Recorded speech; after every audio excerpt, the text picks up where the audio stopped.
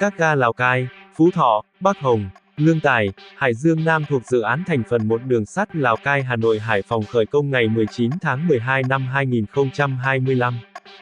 Dự án đường sắt Lào Cai Hà Nội Hải Phòng điểm đầu tại vị trí nối ray qua biên giới tỉnh Lào Cai, điểm cuối tại ga Lạch huyện, thành phố Hải Phòng, dài 419 km, tổng mức đầu tư hơn 203.200 tỷ đồng tương đương 8,37 tỷ đô la Mỹ. Trên tuyến có 18 nhà ga, bao gồm 15 ga hỗn hợp đón tàu khách và hàng, và 3 ga lập tàu, Lào Cai, Yên Thường, và Nam Hải Phòng. Tuyến đường sắt Hà Nội Lào Cai Hải Phòng là một dự án đường sắt quốc gia, không phải là tuyến đường sắt đô thị thực sự. Tuy nhiên, về mặt giao thương, nó có ý nghĩa kết nối giữa các đô thị của các tỉnh thành phố với nhau, từ Tây sang Đông, từ miền núi Trung Du xuống đồng bằng sông Hồng, từ Trung Quốc đất nước bạn xuống cảng biển Hải Phòng, nối Lào Cai với ga Lạch huyện thành phố Hải Phòng thông qua Hà Nội, và đảm bảo kết nối du lịch vùng miền, thúc đẩy giao thương và kinh tế xã hội.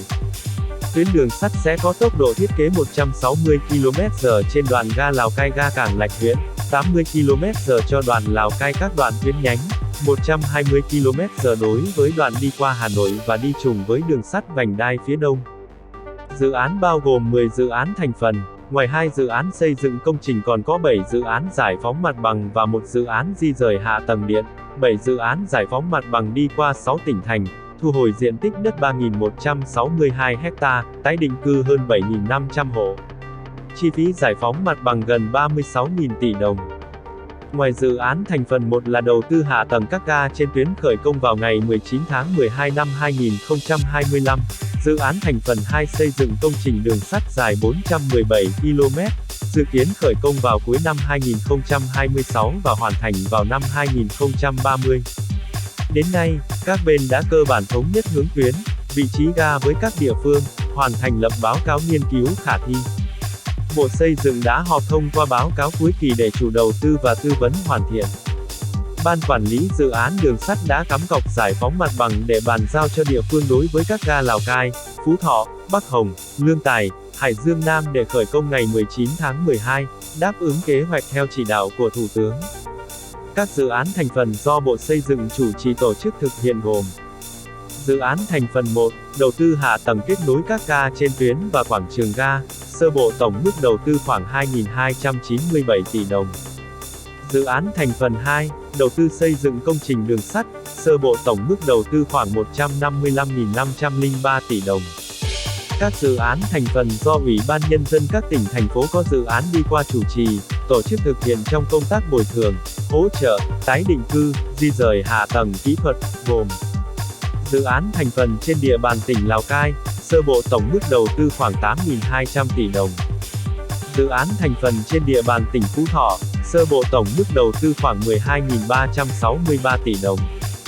Dự án thành phần trên địa bàn tỉnh Bắc Ninh, sơ bộ tổng mức đầu tư khoảng 1.086 tỷ đồng. Dự án thành phần trên địa bàn thành phố Hà Nội, sơ bộ tổng mức đầu tư khoảng 5.654 tỷ đồng. Dự án thành phần trên địa bàn tỉnh Hưng Yên, sơ bộ tổng mức đầu tư khoảng 2.323 tỷ đồng. Dự án thành phần trên địa bàn thành phố Hải Phòng, sơ bộ tổng mức đầu tư khoảng 11.218 tỷ đồng. Các tiểu dự án do Tập đoàn Điện lực Việt Nam chủ trì tổ chức thực hiện đối với công tác di rời công trình điện có điện áp từ 110 kV trở lên, sơ bộ tổng mức đầu tư khoảng 4.587 tỷ đồng. Bộ Xây dựng giao Ban Quản lý Dự án Đường sắt thực hiện chức năng, nhiệm vụ chủ đầu tư dự án thành phần 1 và 2 theo đúng quy định của pháp luật, chịu trách nhiệm toàn diện trước Bộ trưởng Bộ Xây dựng và pháp luật về tiến độ, chất lượng dự án thành phần được giao. Đơn vị này có trách nhiệm phối hợp với Ủy ban Nhân dân các cấp và các đơn vị, tổ chức thực hiện nhiệm vụ bồi thường, hỗ trợ, tái định cư, di rời hạ tầng kỹ thuật như điện, nước, viễn thông, v.v. trong quá trình tổ chức thực hiện dự án đầu tư xây dựng tuyến đường sắt Lào Cai Hà Nội Hải Phòng. Về mục tiêu của dự án, nhằm xây dựng tuyến đường sắt mới hiện đại, đồng bộ nhằm đáp ứng nhu cầu vận tải nội địa, liên vận quốc tế giữa Việt Nam và Trung Quốc, tạo động lực quan trọng cho phát triển kinh tế xã hội nhanh và bền vững, phát huy lợi thế trên hành lang kinh tế Lào Cai Hà Nội Hải Phòng, bảo đảm kết nối hiệu quả các mạng lưới đường sắt trong nước và quốc tế, gắn với bảo đảm quốc phòng, an ninh và hội nhập quốc tế.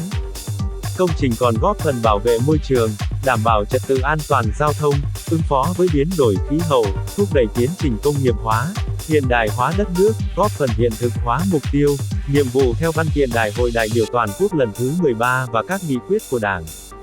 Quý vị và các bạn nghĩ sao? Hãy để lại bình luận bên dưới. Còn đối với tôi, đó là một ý tưởng thiết thực với đời sống nhân dân, cũng như sự phát triển và vươn mình của đất nước. Nếu thấy video này thú vị và mang lại nhiều điều bổ ích, thì đừng quên bấm đăng ký kênh, cũng như bấm nhận tất cả các thông báo, để đón nhận những video mới nhất của kênh YouTube Hạ tầng Đô thị. Xin chào và hẹn gặp lại.